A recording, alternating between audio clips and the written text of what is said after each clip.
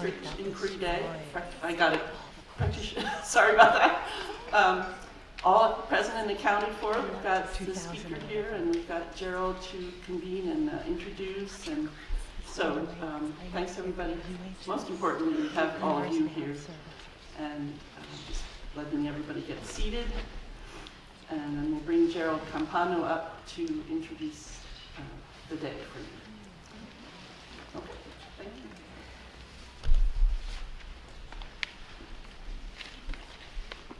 Thank you, Nancy, for all your vision and leadership in the Ethnography Forum. I really appreciate it. And I also wanted to reiterate gratitude to Holly and Bois for their impeccable coordination of this forum's events and all the other students who volunteered to make this happen. I would like to take this time to give a special thanks to Reading, Writing, and Literacy doctoral student Deborah Broderick, who orchestrated the events for Practitioner Inquiry Day with the help of master's student Kara Lenoir. Deb and Kara, are you here? If you want to stand up, that would be great. Give them a round. The beautiful artwork that you see around here today is from Deb's high school students and their inquiry into social justice issues. So if you have a chance, make sure you take a close look at it. Deb and colleagues have a wonderful presentation today at 10:15 on the role of arts in teacher education. So just a word about Practitioner Inquiry Day. It was initiated in 1987 by Susan Lytle and Marilyn Cochran Smith and grew from the burgeoning interest in teacher, critical action, and participatory research. Over the years, there have been a number of featured speakers, groups, and individuals from around the US and internationally who have attended and presented on this day. The participants are and have been K-12 teacher researchers, community college and university practitioners, public and independent school leaders, youth, and others who share a commitment to democratizing the discourse around teaching, learning, and leading to include the voices and ideas of a wider span of participants. I am particularly thrilled this year at the number of high school students attending the forum from New York, New Jersey, Philadelphia, Toronto, and elsewhere. We also have a history of bringing keynote speakers who are luminaries in the field of practitioner and community-based research, including, of course, Susan and Marilyn, Gary Anderson and Catherine Herr, Linda Christensen, Sonia Nieto, Susan Nofke, and Yolanda Celia Ruiz. Several years ago, on the 25th anniversary of Practitioner Inquiry Day, and in honor of Susan Lytle's work and legacy, we initiated a midday forum for presentations that focus on communities of inquiry, with the idea of showcasing collaborative knowledge generation and collective advocacy. This year's midday symposium will feature GSE alumni and OISE University of Toronto professor Rob Simon and teachers, graduate students, and high school students from the Teaching to Learn project. Their presentation is entitled, quote, "In the Swell of Wandering Words, the Arts as a Vehicle for Adolescents and Educators' Inquiries into the Holocaust Memoir Night." I really recommend it. After 27 years, Practitioner Inquiry Day remains faithful to its roots and still provides a dedicated space for educators to come together and inquire into, theorize, and collectively make meaning of their sites of practice. This year's forum theme, which focuses on the arts multimodality and pedagogies of the possible, is particularly relevant to educators today and offers them a space to share work at the intersection of the arts and learning. We are excited for all the promise Practitioner Day holds as we both honor our past and move into the future, committed always to social justice and equity. This year marks Vivian Vasquez, our keynote speaker's 30th year in the field of education. As one looks across her accomplishments in the areas of critical literacy, early childhood education, technology, and the arts, what becomes clear is how rigorously, systematically, and respectfully she has been documenting students' creation of and engagement with text and revealing their abilities to become agents of change in their worlds. Over the years, Vivian has demonstrated the spirit of Practitioner Inquiry Day with work that centers teachers and children as producers and holders of invaluable knowledge. She started her career in preschools and public schools, teaching for 14 years, and is currently a professor at American University. She has held appointive and elective offices in scholarly organizations, including the National Council of the Teachers of English, the American Educational Research Association, the International Research Association, and the Whole Language Umbrella. Her awards include the AERA Division B Outstanding Book of the Year Award in 2006, the James Britton Award in 2005, the NCT Advancement of People of Color Award in 2013, which is really a testimony to how Vivian sees her work in the service of others.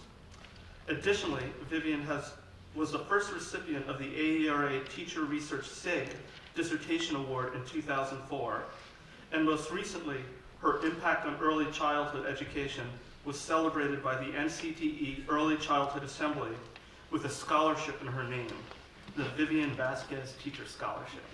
Very cool. Among her publications are the books Negotiating Critical Literacies with Young Children, Negotiating Critical Literacies with Teachers, Theoretical Foundations and Pedagogical Resources for Pre-Service and In-Service Contexts, Perspectives and Provocations in Early Childhood Education, Volumes 1 and 2, and Technology and Critical Literacy in Early Childhood. This year, Negotiating Critical Literacies with Young Children will be released as a 10th anniversary edition, honoring the importance of this scholarship for so many of us concerned with young children and critical literacy. Let's give Vivian Vasquez a warm welcome.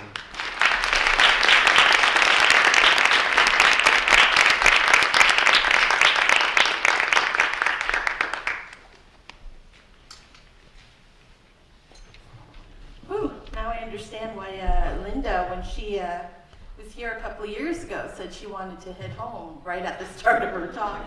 Thank you so much for that, Gerald. Before I start, I just want to thank a number of people who've touched base with me over the last while leading up to today. I mean, it's incredible the number of people that pulled these 2 days together. So Grace Blair, I know she's not here, but she was wonderful in keeping in contact with me. Deborah Broderick, Juan Nguyen, Holly Link, Nancy Hornberger, Maria Palaguisa also. And of course, Gerald Campano, who I've adopted as my third brother, and Susan Lytle, thank you for the gift of this day. I'm so honored to be here. One of the key tenets of critical literacy that I work from is that it works to disrupt normalized social practices. So in keeping with this tenet, I've crafted this talk in such a way that it somewhat disrupts the normalized format of academic writing, I think, by creating an audit trail of significant moments in my life as a teacher researcher and academic researcher. So to create this audit trail, what I'll use are artifacts such as, children's writing, drawing, and other items that work semiotically to embody a past experience or event. So my intent in doing this is to show and tell about how and why 20-some odd years after my first step in the dance of critical literacies, it continues to have relevance in my work with classroom teachers and young children. So in this talk, my intent is to take you on a journey, somewhat of a journey, highlighting some of the significant moments in my life as an early years classroom teacher who used research as a way of teaching, and then as a university academic working alongside early years teachers to make visible my ongoing attempts to create spaces for critical literacies with young children. So while thinking about giving this talk, something a friend and colleague of mine always says, Bly Frank from Canada, came to mind. He says there's no greater research project than ourselves. And I take this to mean that we need to be conscious and mindful of both the stable and shifting positions from which we speak. So I thought I'd start there, to make visible for you the position from which I've come to do what I do, to set more of a context for why critical literacy has been so much a part of my life. And because, like many of you,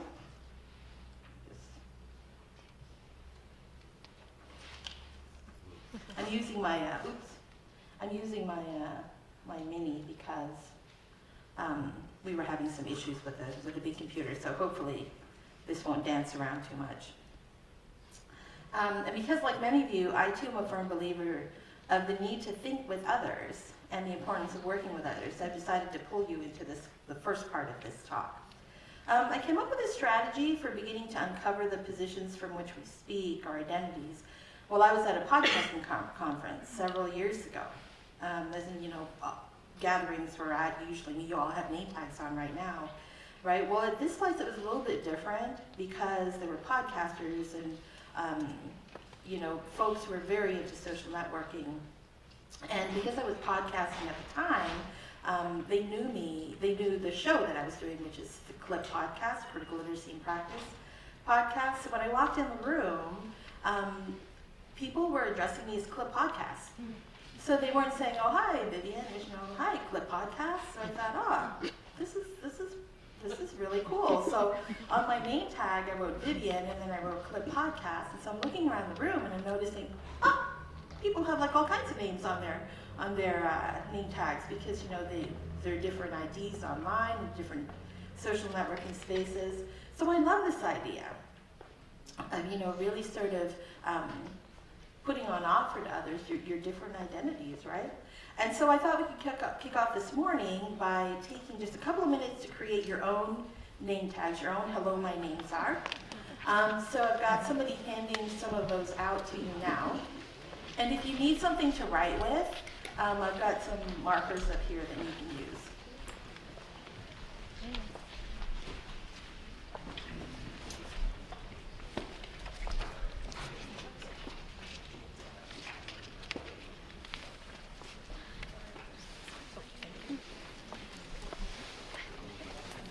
And after you create your name tag, if you could just, go ahead and introduce yourselves to somebody close by that you don't know.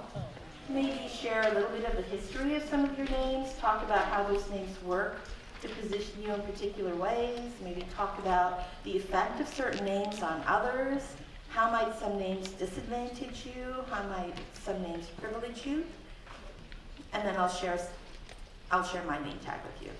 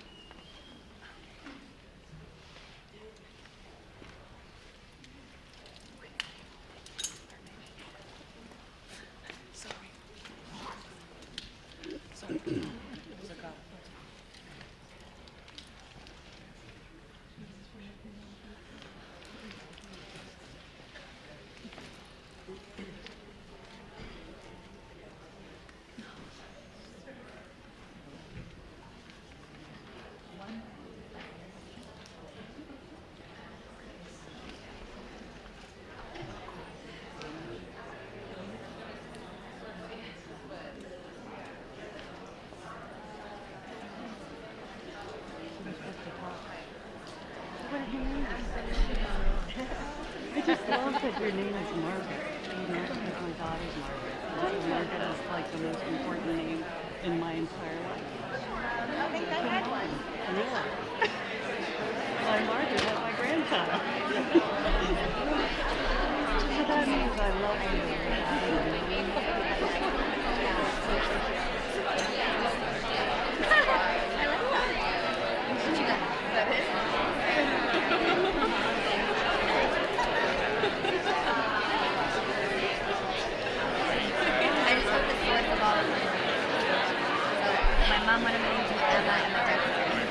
We know each other, so it's more Scottish, Jewish, Rosie from Glasgow, but it's also a good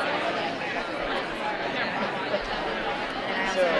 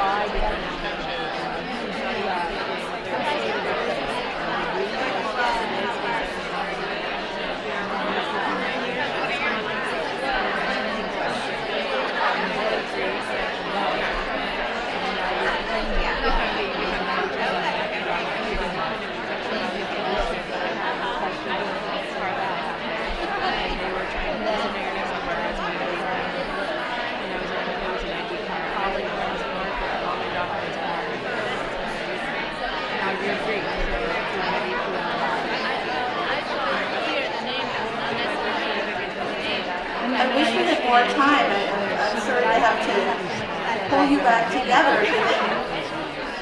And clearly, you're all excited about doing this.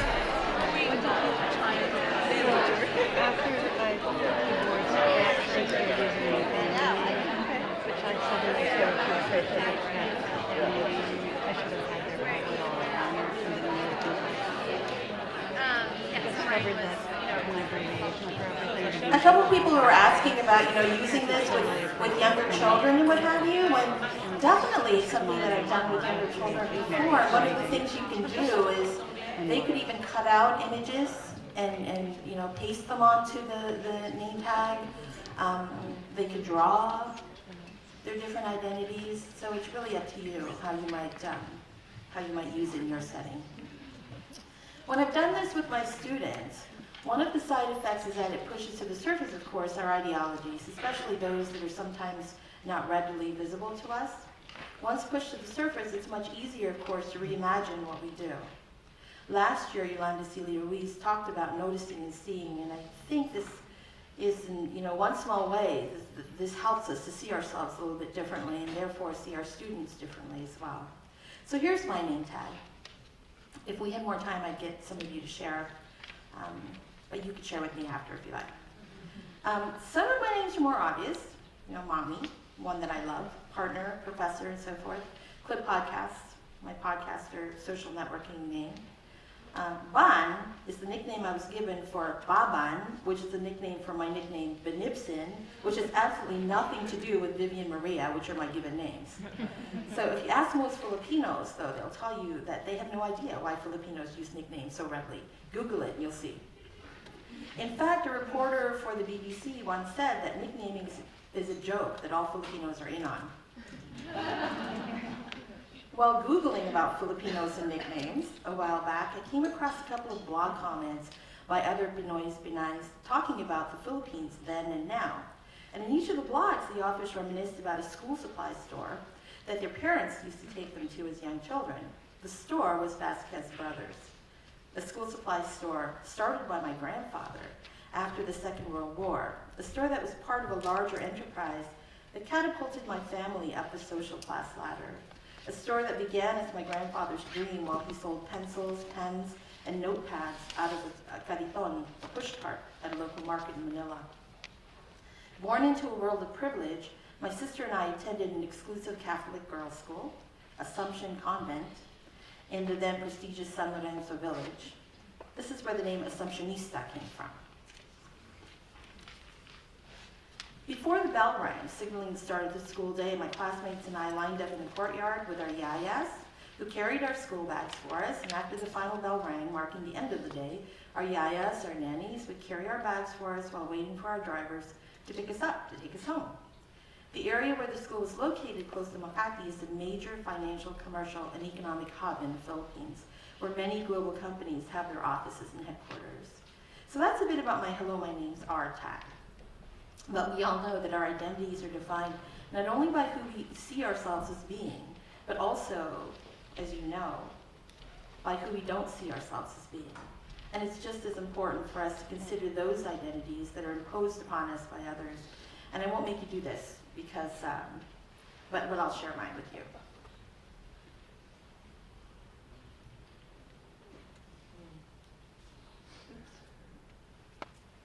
Sorry about that, it's jumping around. Hello, my names are not.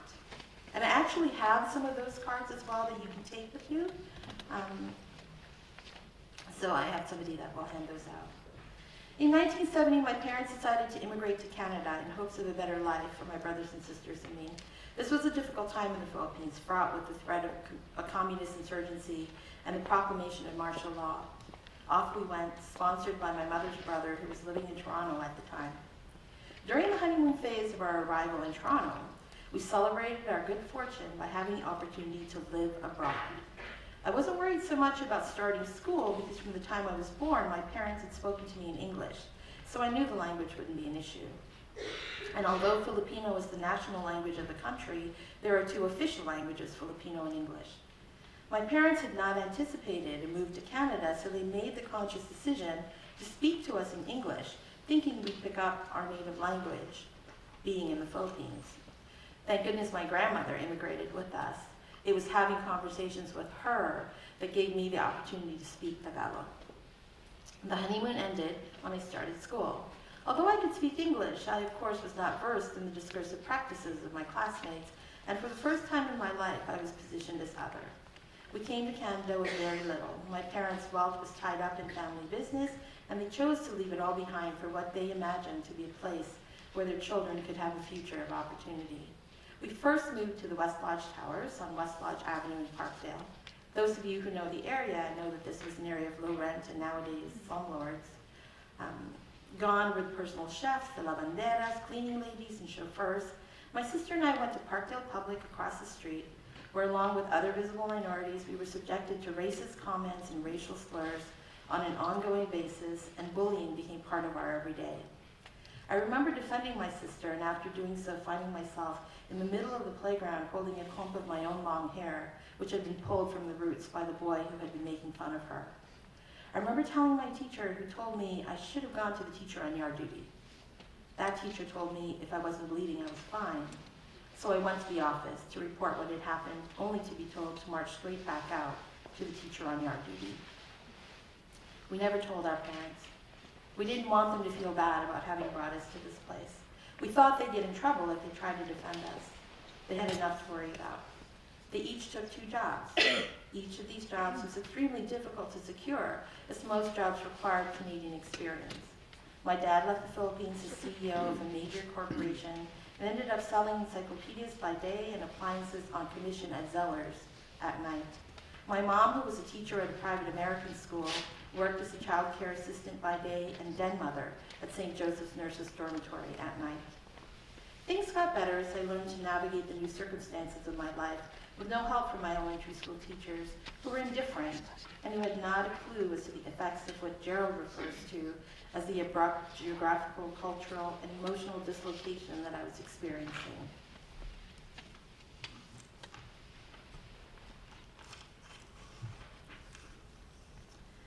So here are the names that I won't respond to, that are problematic, or that position me in negative ways.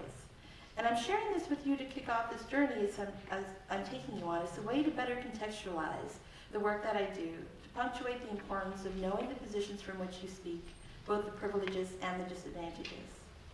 Alien visitor stems from my pre-green card days, when I was told at the border crossing into the United States that I do not live in the USA, that I am an alien visitor, and when my TN status expires, that I would be going home to Canada. TN status, which stands for Treaty NAFTA, is a special non-immigrant status in the United States, unique to citizens of Canada and Mexico. The irony here is that I was invited, recruited, to come to the USA. I didn't initiate the process. On several occasions while out and about with my son, especially when he was younger in Washington, D.C., complete strangers would come up to me and ask how long I'd been working as his nanny. So that is where nanny comes from. I'm married to a French Canadian, and many people think our son looks more like him than me. My sister-in-law, on the other hand, gave birth to 2 baby girls who don't look anything like her. She's Irish Canadian. They look exactly like my brother. She has asked if it was hard to adopt 2 girls from the same family. So just think of the problematic cultural models that play there.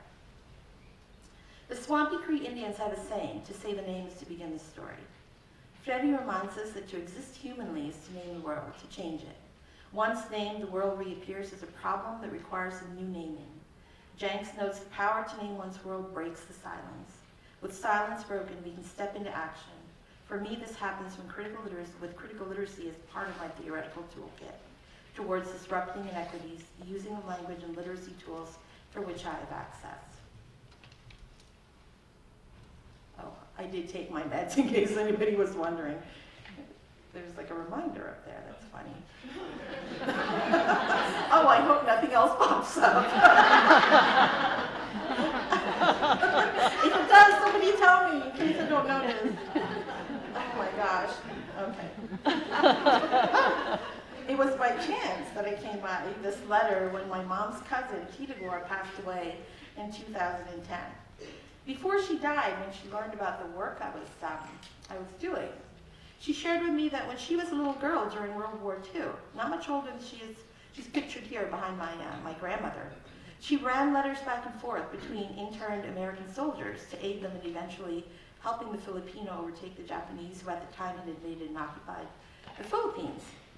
This letter is a letter of thanks from the American Army. I had no idea of the extent of the role that she and her titas, her aunts, including my grandmother, played during the war. She was in elementary school when all of this began.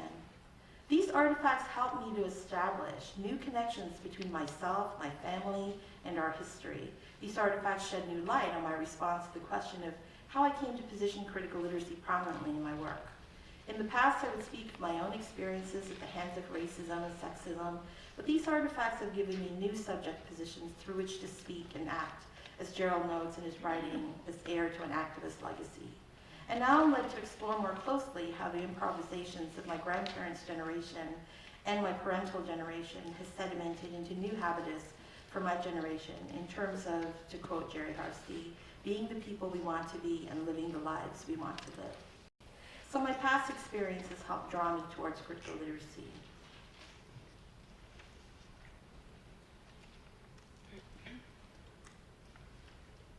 Here's the next artifact on my audit trail. Early in my career, while teaching first grade, at a time when learning centers were all the rage, I experienced a literacy event with 6-year-old Kevin, who opened my eyes to how much I could learn from my students. I wrote this piece several years after the encounter with Kevin.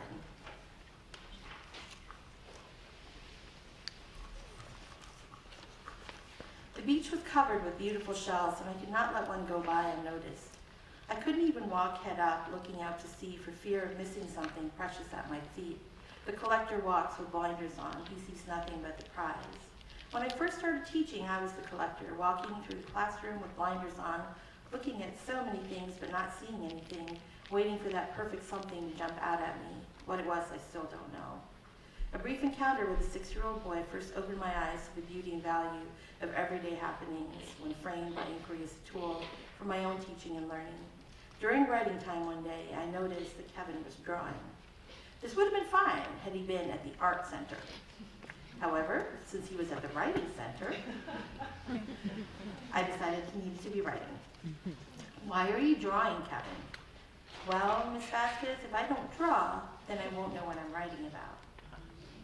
Until this exchange with Kevin, I had not realized that drawing was his way of seeing his ideas on page, of making sense of the world.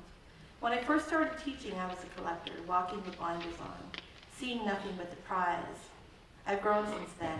Through incidents such as the one I shared with Kevin, the blinders are off, the prize is no longer important, and more than ever, even small and casual things have taken on significance. So that was published in The Reading Teacher in 1993.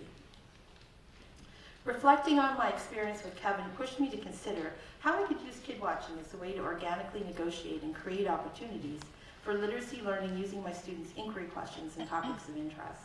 As I did this, I was informed by the scholarship of groundbreaking researchers such as Haas Dyson, Bissix, Harsty, Woodward, and Burke, Shirley Rice Heath, and encouraged by Cochran Smith and Leigel's Inside Outside.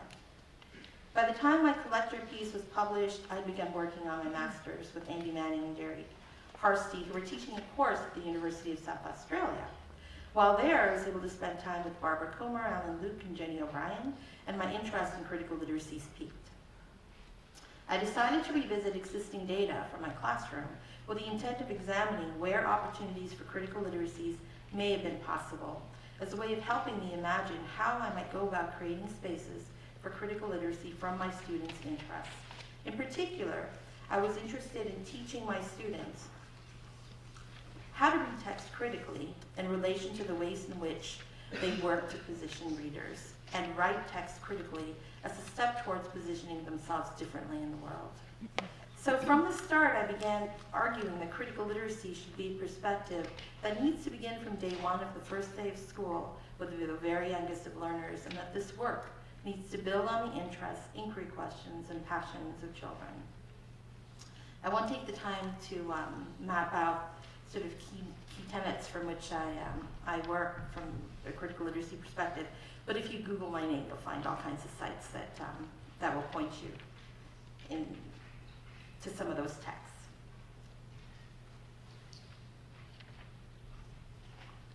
So these next artifacts are a pair of letters written by Marianne and Eric. in 1993 when I was teaching a combined grade 1-2 class. This pair represents the first pieces of data that I analyzed as I began my exploration into critical literacies. When I revisited the letters, I realized I was engaging in what could be called a naive form of literacy. That is, a form of literacy that protects and maintains the status quo, and in doing so maintains the conditions within which subordinate groups are disadvantaged. Marianne and Eric, through their letters that they wrote, were attempting to write themselves into a different existence. For instance, Marianne wrote, "Dear John Watson, next year I don't want to go into portable because when it's hot, it's very hot, and when it's cold, it's very cold, so I don't want to." There was a lot of portable classrooms that are used in schools in Ontario, and they're obviously very different than what it's like to be in a school building. Davies reminds us that in learning to read and write, children also learn to exist within the particular authority relations of the classroom. They also learn a different way of positioning themselves and being positioned into the storylines of the worlds they inhabit. At the time, I didn't have the theoretical tools to understand this, and instead treated their letters as examples of learning how to write for a specific audience rather than writing to disrupt problematic, normalized social practices. It was clear to me that I had missed an opportunity for critical literacy because my focus was on helping them participate with text and use text without engaging in the analysis of text. It was at this time that I began to explore ways of using critical literacy as a frame through which to participate in the world. I asked myself, how might I capture my students' interests as they participate in the world around them, and then use those interests as text to build a curriculum that has significance in their lives and that has real-world effects. This next artifact represents somewhat of a critical literacy caveat for me, a moment of panic, if you will. As in any attempt at trying something less familiar, when I first started playing with critical literacies, there were of course bumps along the way. Things didn't always go smoothly, and I had much to learn, especially when it came to capitalizing on everyday text and popular culture.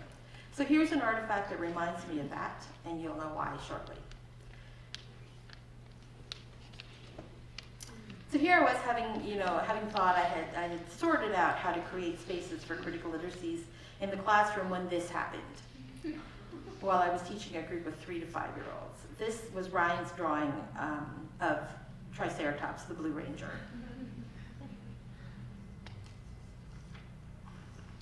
And then this happened. This is Kyle's drawing of the Red Ranger. And then things like this just kept happening. So Power Rangers were popping up all over the classroom. In a moment of panic, knowing of the potential aggression that could come from allowing Power Rangers in the classroom, I called a class meeting, brought my 16 3 to 5-year-olds together on the carpet, and very calmly told them that from now on, there would be no more Power Ranger anything in our classroom. I told them I wanted anything but Power Rangers. So later in the day, Samuel shared this with me. He found a stencil of a bear in our art supplies. Then a little later, Julius brought this.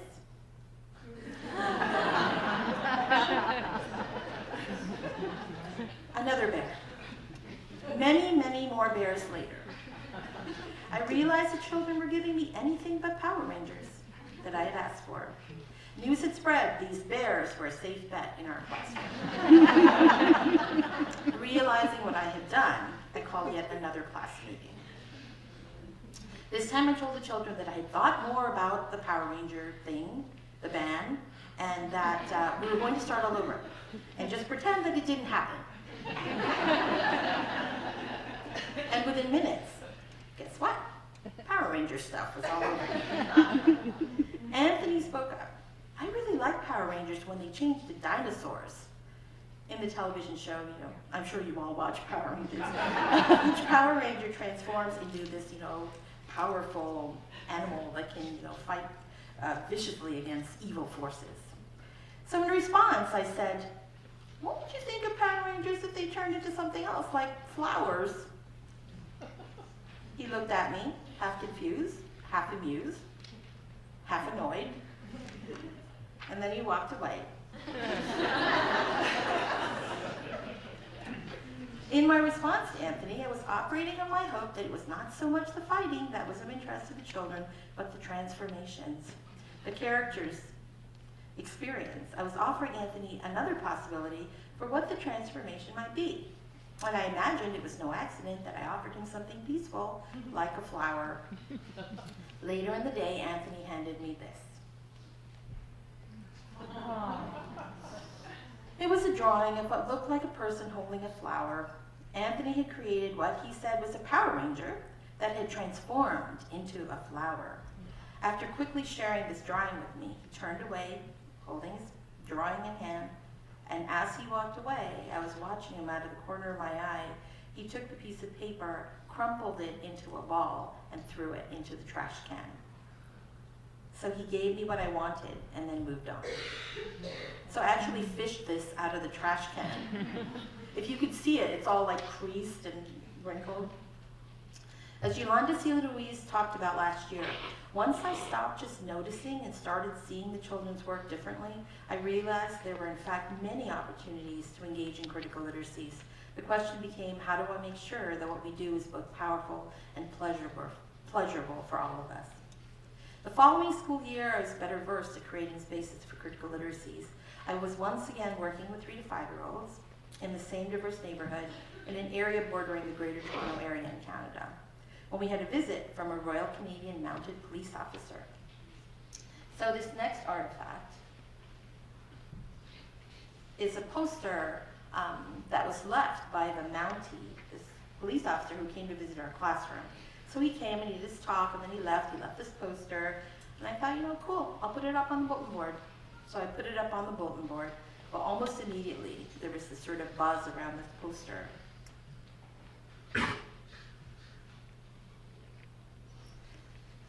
Who are those again? Oh, Mounties, Julia said. When I grow up, I can be one too. Roger said, when I grow up, I'll be a horse. Emily said, you can't be a horse, you're a person, not an animal. Curtis says, no, you can't. There are no girl Mounties in the poster.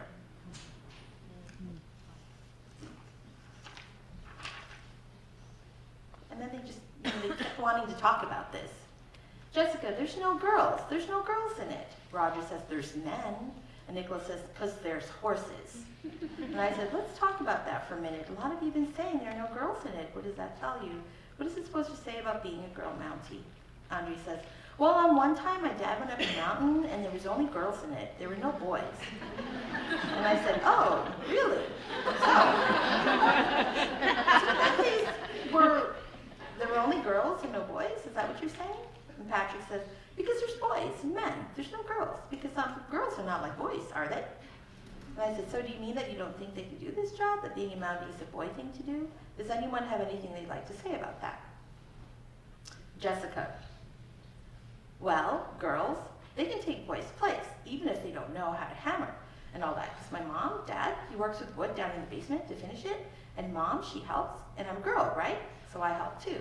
Well, once, Dad, I think, was sick, but he didn't tell me the rest because I don't think he was feeling well when he didn't tell me the rest. Because a girl took his place and he had to get off work because he was starting to bleed, or he was sick to get off work. And a girl took his place? I said. Jessica says, yeah. I said, what do you think about that? And Jessica says, I think that girls could ride horses too. But of course, this was more than just about whether girls can ride horses. It's even about more than who can be a Mountie. There are also issues here of power and control, especially given the fact that the RCMP is unique in the world since it is a national, federal, provincial, and municipal policing body of Canada. Well, except for Ontario, it's the Ontario Provincial Police, and then, Quebec, who has the Sûreté de Quebec. Jessica and some of the other children decided to redesign the poster.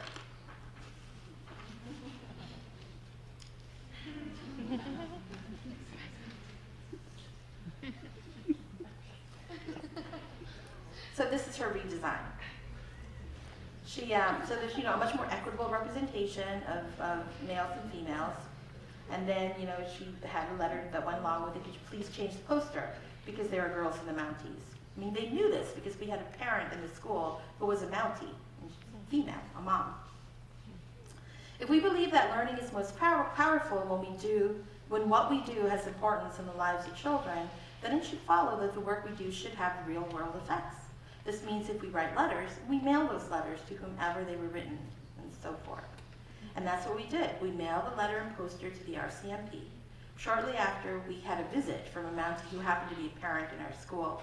He asked if my class had sent a letter to the RCMP.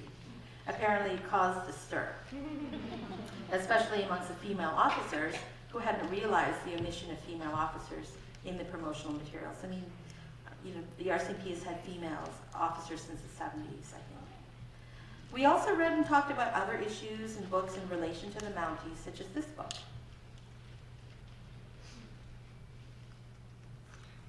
By Mark Tetrell. In this book, for instance, we talked about the problematic representation of Canada's Indigenous people and the Chinese laborers who lost their lives building the railway. So this was just one of the many critical literacy events from that school year. Before the start of the new school year, I took a look back and analyzed the data I'd produced over the course of the previous year. What resulted was a realization that although I had been much more successful at creating spaces for critical literacy, the moments spent engaging in critical literacy work were disconnected and isolated instances of learning. It was as though critical literacy was dropping in and out of our curriculum. With a new year ahead of me, I decided to explore ways of creating generative and ongoing spaces for critical literacy. So to do this, I asked the following questions. How might we frame all that we do in the classroom from a critical literacy perspective? How might we live with critical literacy curriculum throughout the school year?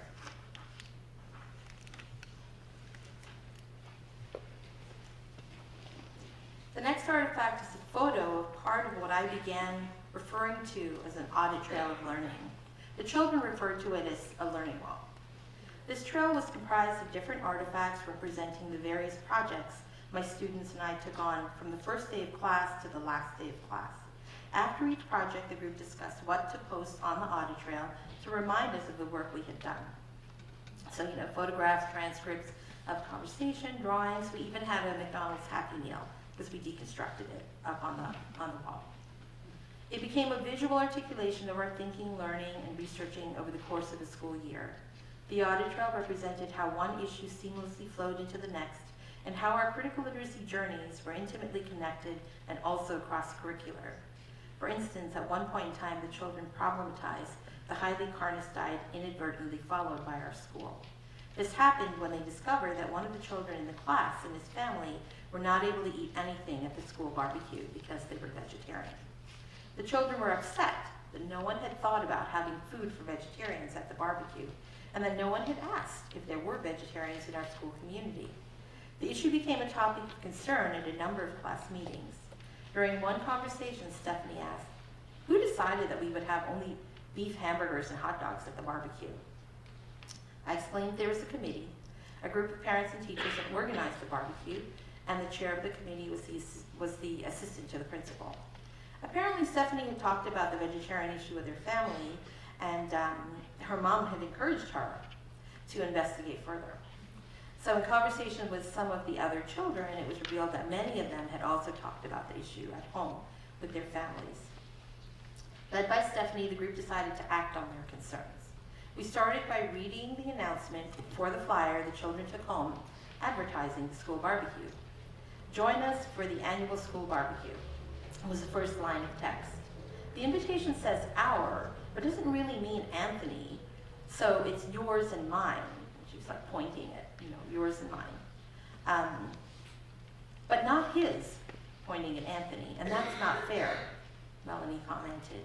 We had done some analysis of the words used in magazine ads and how pronouns work to position readers in particular ways. Here, Melanie was applying the same discursive analytic strategy using a piece of everyday text, the annual barbecue flyer.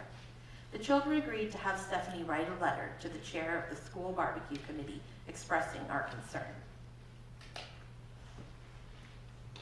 So Molly says, "Why don't you say that people need food to live?"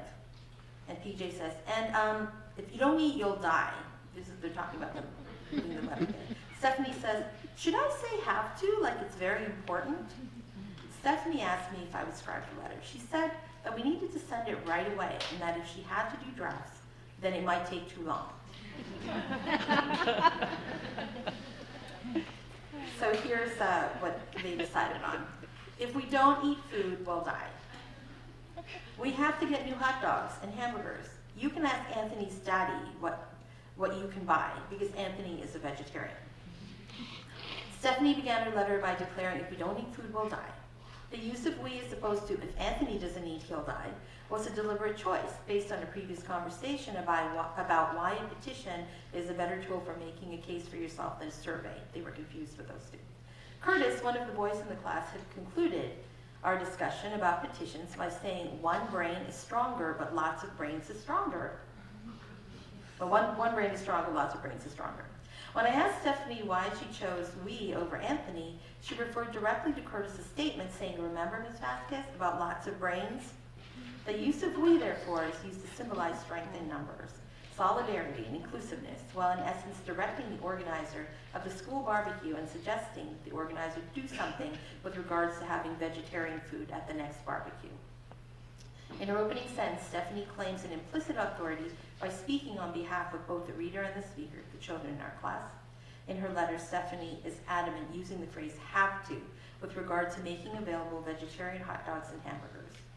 Earlier in the day, PJ and Melanie also talked to Stephanie about using have to as a way of telling someone you are serious. They said that saying please would be polite, but that it probably wouldn't work in this situation. The word please, they said, would imply that we're asking if we can have vegetarian food at the next barbecue rather than taking a stand on the issue. According to Stephanie, mostly please is good to use, but not this time. Anthony had contributed to the letter by saying, my daddy knows where to buy vegetarian food. Stephanie felt that letting the chair know where to buy the food was a good idea because it was helping solve the problem and further demonstrating how serious we really were about dealing with this issue and that we do know what we are talking about. Also, there's a sense of immediacy and an expectation for action associated with having written, you can ask Anthony's daddy where to buy vegetarian food, instead of Anthony's daddy knows where to buy vegetarian food. Once the letter was written, Stephanie and a friend deposited in the inter-school mailbox. Then it was time to wait for a response. My students became increasingly frustrated with waiting. I used this waiting time as an opportunity to talk to the group about follow-up letters and sending multiple letters as ways of showing the seriousness of your intent. I also talked to them about rereading our original letter to find better ways with words to get our message across. In a sense, I wanted my students to ache with caring, as author Mem Fox would say, over their writing in order for their letter to do the work they had wanted, to send a clear message regarding the need to have vegetarian food at our school barbecue. Stephanie decided that a follow-up letter was in order. 2 weeks after sending the original letter, she had a discussion about follow-up letters with PJ, Melanie, and Anthony, and then shared with the whole group during meeting time her intent to write a second letter. So this was her letter. Dear Mr. Andrews, vegetarians need food too. They don't eat meat, so they can't eat at the barbecue because they don't eat hamburgers because they are vegetarian. Please have food for vegetarians at the next barbecue, Stephanie. And then she writes, P.S. Please write me back. What happened to the letter I gave you from before?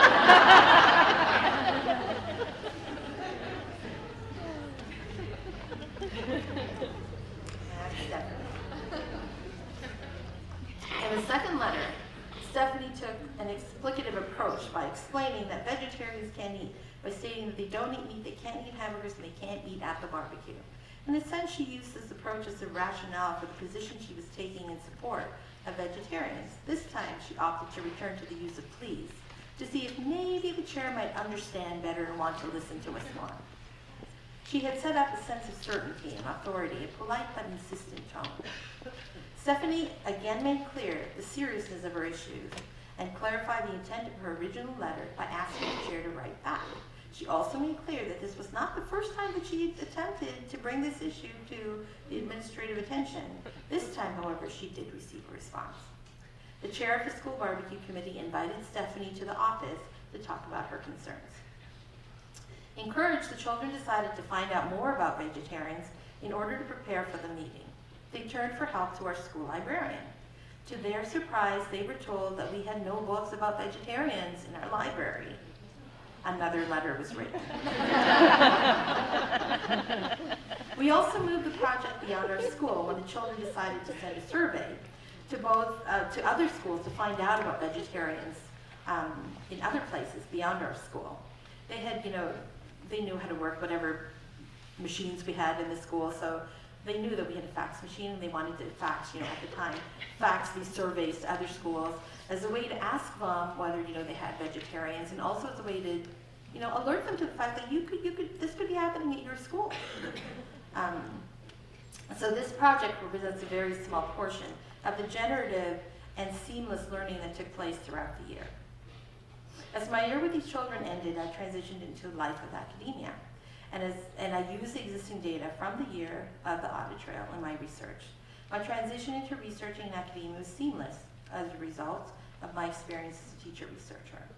One of the things that stood out from analyzing the audit trail data was an understanding of how young children read the word in the world, and how capitalizing on this understanding helped me to find ways to support them in challenging, critiquing, and redesigning historical and existing dominant narratives that work to devalue their experiences. To have been able to do this across the curriculum added to the power and pleasure of our learning endeavors. Most recently, I've focused my work at the intersection of critical literacy and technology.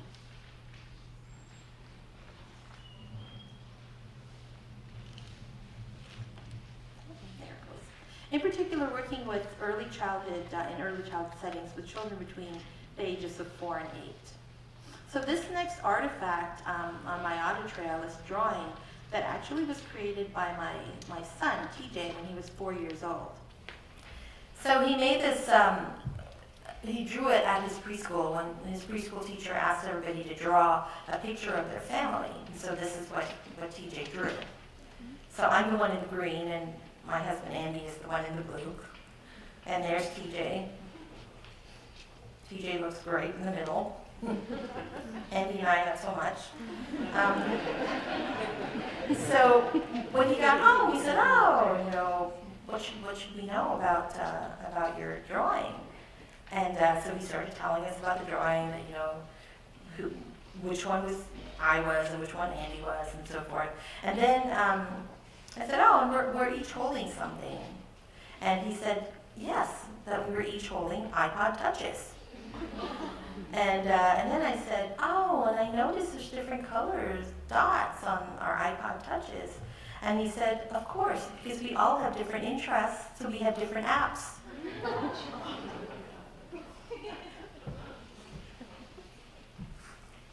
Here he is again.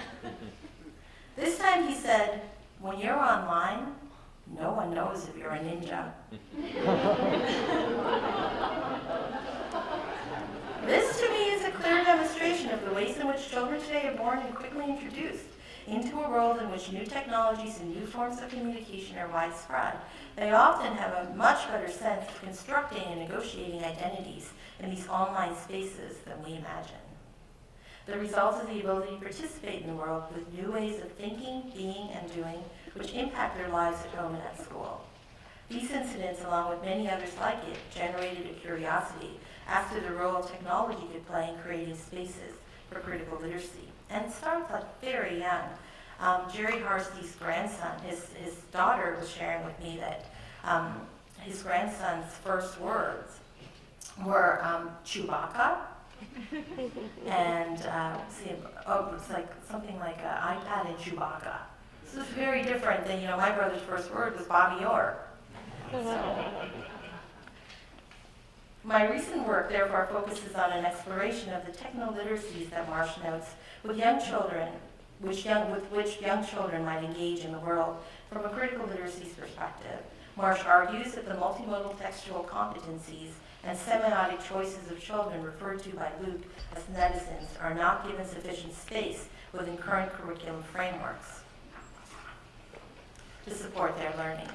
How then do we provide the space while building from the interests of the children? Along with a colleague, Carol Felderman, I sought to explore how classroom teachers have reshaped curriculum with new technologies in mind. In spite of the fact that teachers of young children are asked to teach the test in ways that take away opportunities for holistic, thoughtful, play-oriented processes, what we found were classrooms where teachers of young children had used their students' inquiry questions to create spaces for critical literacy and use technological tools to research, communicate, design, and redesign, and make accessible their projects to a broader global audience.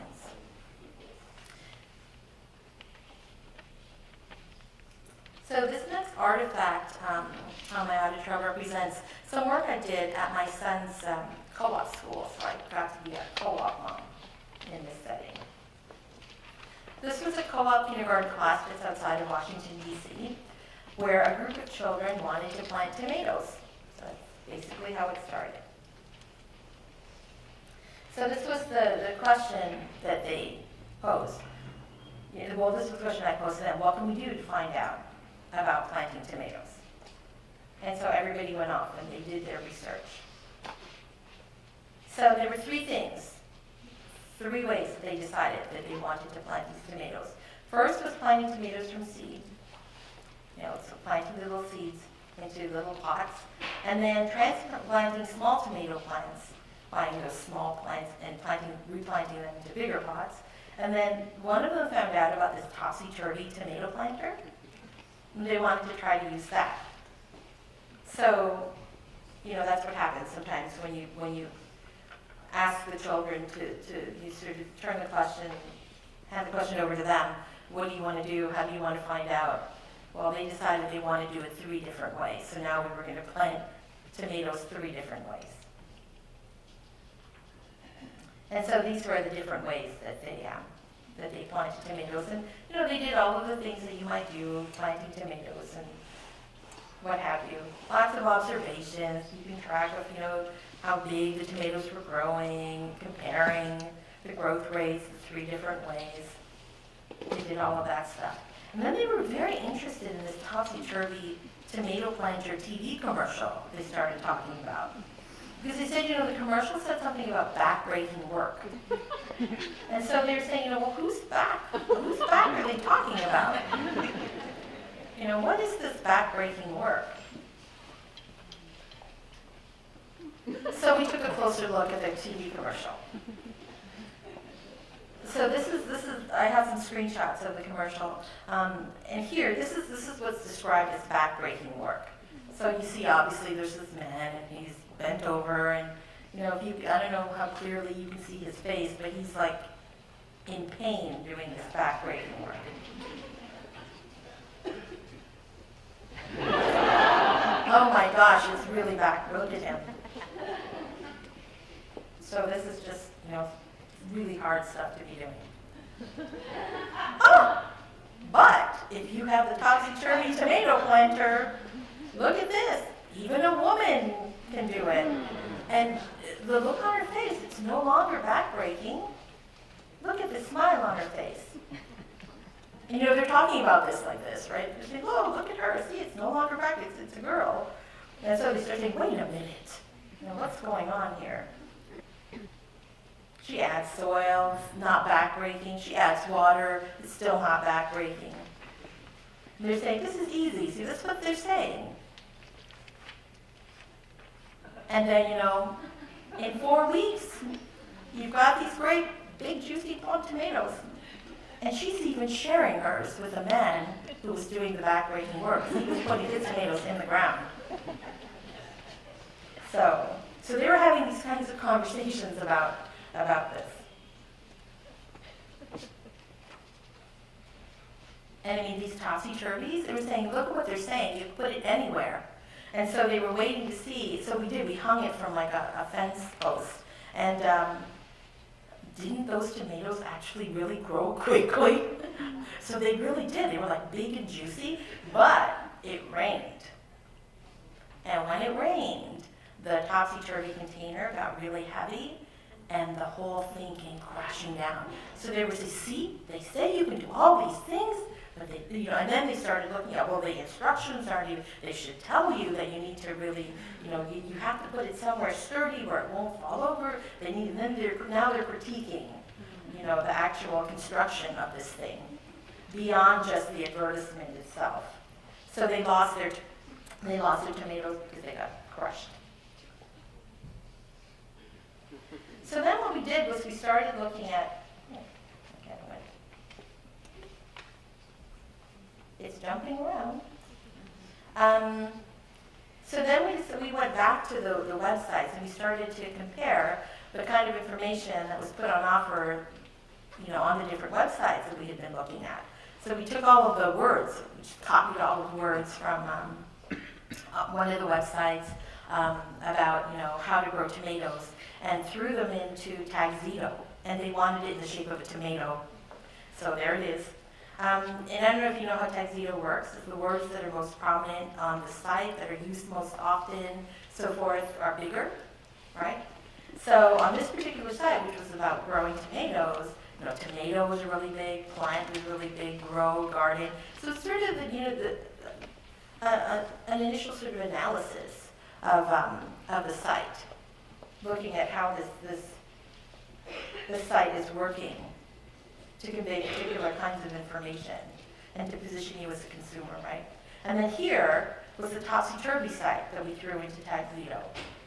And, highlighter, order, step, turvy, planter, topsy. So it wasn't really giving you much information about planting a tomato at all, like the other site was. So this was sort of one of the ways that they started to analyze the different websites. There it goes. And then what we did was we took each of the Tagxedo tomatoes and we just circled the 10 largest words, and then we talked about those words and what those words had to do with the actual planting of tomatoes, which was their goal in this project.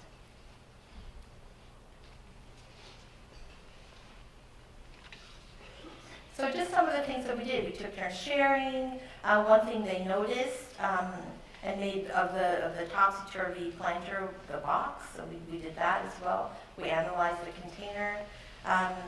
We looked at who would be interested in each of the items, each of the phrases, the images that are on the box, and who would be interested and why would they be interested. Why were certain things included on the box? What are other things that should have been included? And this is what they were saying, they should have included the thing about really making sure that you put it somewhere sturdy where it won't crash down and all of that. Have these items work to motivate you to read the ad in a certain way? So we worked with the video commercial as well as the box itself that it came in. We talked about multimodality. Why include a video? Because the ad, on the actual box it said there was a website and everything. So why include a video? Why include photos, images, text? What difference did it make to have this multimodal text? What difference did they make in reading the website? For whom did these differences make a difference? They deconstructed and redesigned the videos. They actually, acted it out and came up with their own version, but unfortunately, we couldn't. I couldn't get permission to play the videos, so. But it was very interesting because they were sort of doing this. It reminded me of like Saturday Night Live, this parody of the topsy-turvy tomato planter. And these little kids clearly making fun of the commercial. So just, a quick summary of what we did there, just to give you an idea. We started out really with a group of children wanting to plant tomatoes. Because people always say, how do you know? How do you create spaces? Well, here they just really wanted to plant tomatoes. And, the question was posed to them, what can we do to find out about planting tomatoes? And that led to all of the things that I just talked about. So, some of the things we did, we deconstructed and critically analyzed everyday text and multimodal text. Imagine how things could be different. Explored issues of gender. Explored how ads work to position consumers. We redesigned the public text. We engaged in cross-curricular work, right? You can see the math, science, language arts, social studies, and we took on the roles of researcher and analyst through the process.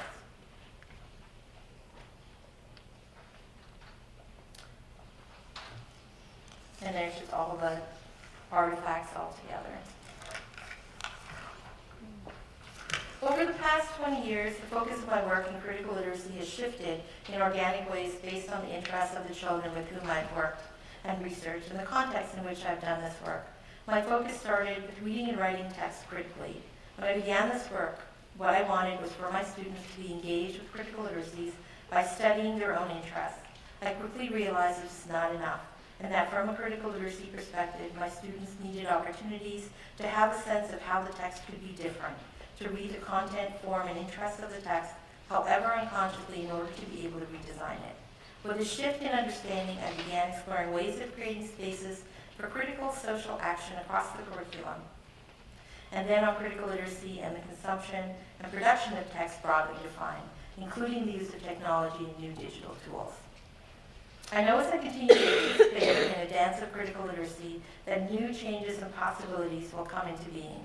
These provide fertile ground upon which to take up the challenges to language and literacy teachers at varying levels of education and in different educational contexts. Hilary Jenks and I believe these challenges and possibilities create spaces for new and exciting opportunities to further explore critical literacies, and that none of these changes minimize the need for an understanding of the social effects of textual practices. If anything, we would argue that the more complex the multimodal texts become, the more important it is for readers to understand the politics of semiosis and the textual instantiations of power. Regardless of the challenges that arise and the different ways that critical literacies have been taken up over the past 20 years, I continue to believe that the critical literacy work that needs to continue is focused on understanding the relationship between text, meaning-making, and power in order to undertake transformative social action. I also believe this work needs to be based on the needs and desires of particular communities, with a focus on ways individuals and groups within those communities can contribute to the achievement of a more equitable social order and making the world a better place. Carrington reminds us that for literacy education to make a real difference in the lives and futures of the young people who move in and out of complex social fields, it's necessary to acknowledge that childhood is not what it used to be, and that curricula, school hierarchies, and classrooms cannot therefore continue to be what they used to be. The same is true for critical literacy. We've known for some time now that critical literacies achieve life work when the projects taken on by teachers and their students are focused on real-world issues that are important in the particular context in which the children live their lives, and that use the resources currently available. Some of the resources currently available include digital tools. In her definition of young technology users, Woolwin notes that an identity associated with such users is that they are curious explorers who willingly play with new media. Although on its own, curiosity is not enough, Jenks reminds us that the pleasure that comes with new discoveries and opportunities can renew us. Renewal is partly attractive given that change is so rapid, it's difficult to imagine what the landscape will look like by the time the generation currently in school will graduate. Perhaps ongoing renewal will keep us imagining and reimagining much needed spaces for critical literacies. Thank you.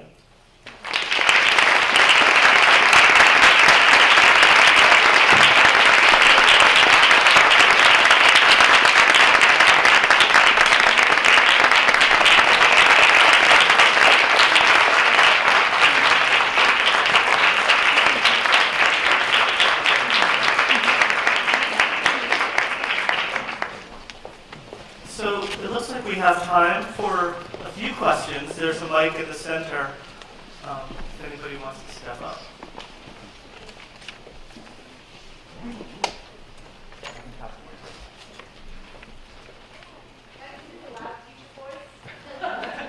I'm curious about whether you see a lot of synergy with the whole documentation in the schools of Reggio Emilia and Italy and with Parliamental's work, and how you think about that in terms of audit trail as a concept for documenting this work.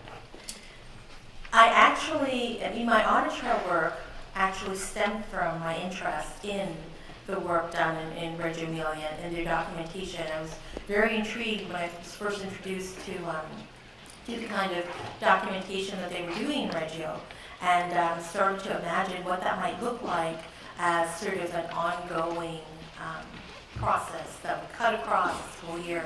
Because what I noticed about the documentation was there were more panels, you know, and so I thought, well, how can I use that in the work that I'm doing as a way for children to be able to revisit, you know, what had already gone on, so that we could sort of visually articulate our learning and thinking over time and have that up there accessible, not only to the children, but also to the parents and to anybody who might be interested in what we were doing. So, yeah, that's actually how I came up with the idea of the audit trail.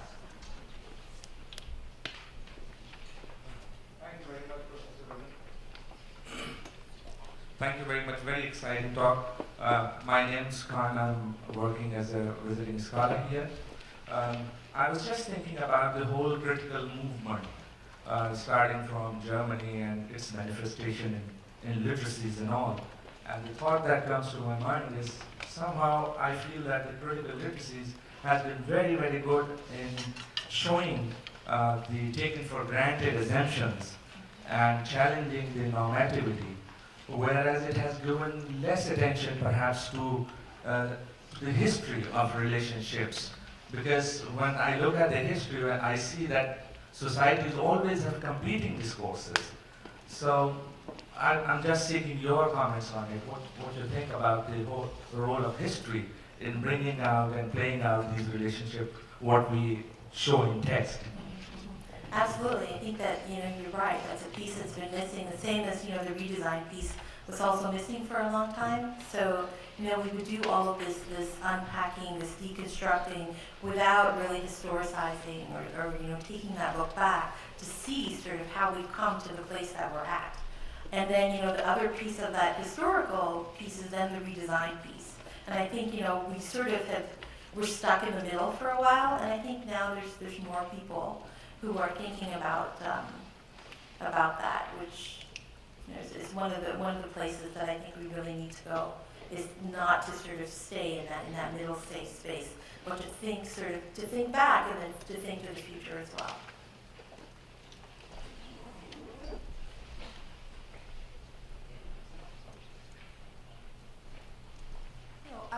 Hello, can you hear me? Yeah. I'm wondering about the second letter. It had some really interesting information in it. Could you explain the second child's letter that you have up there? Oh, the one about the languages? Yes. Yeah, that was Eric's letter. He was very concerned about the fact that in Canada children learn French, right, until they're 11th. Is it still 11th grade, Rob? I can't remember.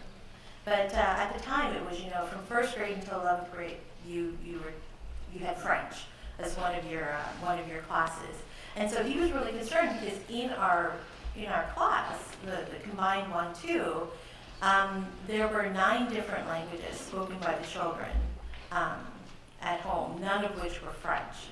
And so his issue was, you know, why can't we have other languages available, accessible to the children? Because we want to be able to speak to one another in these other languages. And so he wrote this letter to the sort of, not the superintendent, but the coordinator of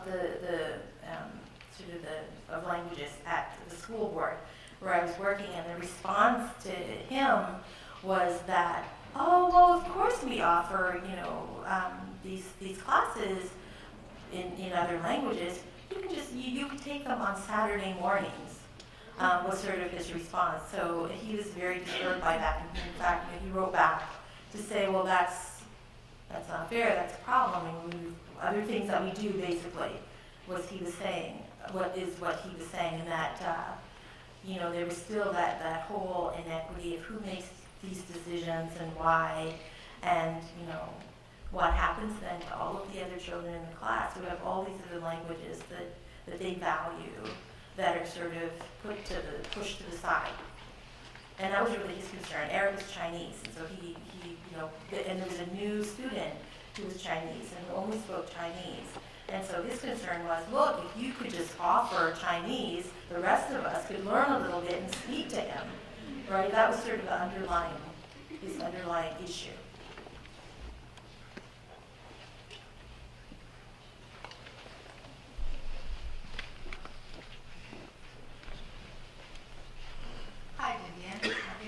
I don't know if you remember me, but I'm in Toronto. I brought you to Toronto, actually, when I was at OAC. Hi. I haven't had a chance to read your new book on technology and young children, but I would like to hear from you. I completely get it, that digital technologies offer tools for children to obviously access all everyday text, to represent the redesigning and so forth. But in what way is your work also addressing some of the concerns that we have with digital technologies and children? I mean, there's Alliance for Childhood, there's commercial-free childhood in Boston that we are really concerned. And there's a huge silence in our field around these issues. One of the things that, one of the conversations that I have with children when I'm working with technology, so for instance, when I was doing work with Gerald on podcasting, so we were podcasting with her second graders. And one of our conversations is around issues of safety. And this, what TJ had posted, the comment he made, that, when you're online, nobody knows if you're a ninja. So I think kids get it much more quickly and more readily than we do because they invest differently in those online social spaces. So I think part of the conversation has to be the issue of safety, how to critically read the web so that you can make more informed decisions about what to take in, what not to take in, and so forth. And so, I mean, with the kids in the podcasting, for instance, one of the first things we did was we talked about issues of identity. And they came up with podcasting names. So if you were to listen to their podcast, it's 100% kids, is what they called it. The names that they use when they're online are not their real names. And so we talked about, what might that be like? We talked about, text is socially constructed. Online text is socially constructed. And if it's socially constructed, that means that somebody's created them from a particular perspective. And sometimes that's a good thing because you're trying to offer up something good. But sometimes it's a bad thing. And we need to be able to figure that out. How do we live in that world? Because it's all over. It's all over. And then, for instance, there's just one website. I think they've taken it down now. It's the Harry Potter website. And when you first start to enter into this website, it makes you think that this is the we love Harry Potter kind of website. But the more you read it, the more you click on the different pages, you realize it was actually an anti-multiculturalism. They actually said that, at one point, an anti-multiculturalism website. But it was getting to young kids through, this guise of, you all love Harry Potter, well, here's a site for you. So it's really happy, and it's important to have those conversations on an ongoing basis. And also, not just sort of leaving the technology in the hands of kids and just letting them go at it without ever interacting with them. It's just like, being with a book. Darcy says, you're how does he phrase it? Something about you never really know a book until you've had a conversation about it. And I think that's very true. You never really know about these online texts until you've actually had a conversation and started to unpack them. So I think it's real, but I don't think it should stop us from considering what the technology affords the work that we do, especially when these kids are, so immersed in it already. They're going to get it one way or another. They may as well, when they do interact with it, have a sense of how to do so critically. Hi, thanks.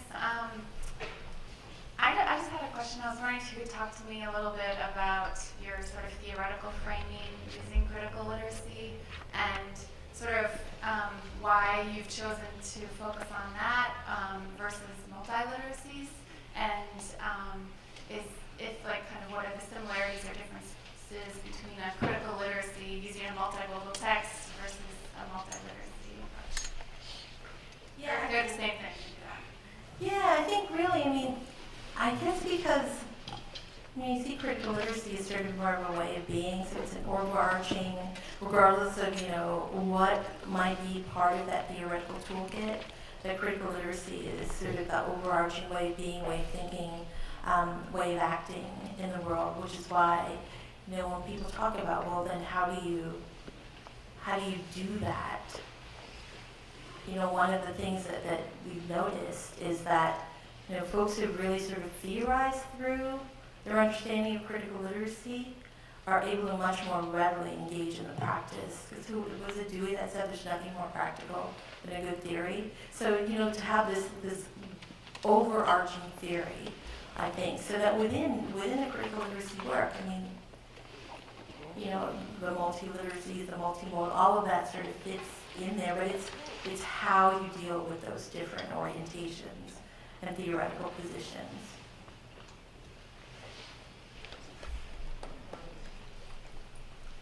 We want to make sure we have enough time for everyone to get to the next session.